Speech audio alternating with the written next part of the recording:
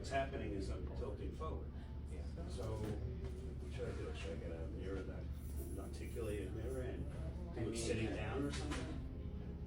That might be helpful. It's anything that's gonna washing dishes, shaving, like brushing your teeth, like anything where you're leaning forward is flattening out the curve. So it's taking the curve from here to here. Anytime you go forward, that curve comes out of your spine and it compresses downward and more onto discs. And so that disc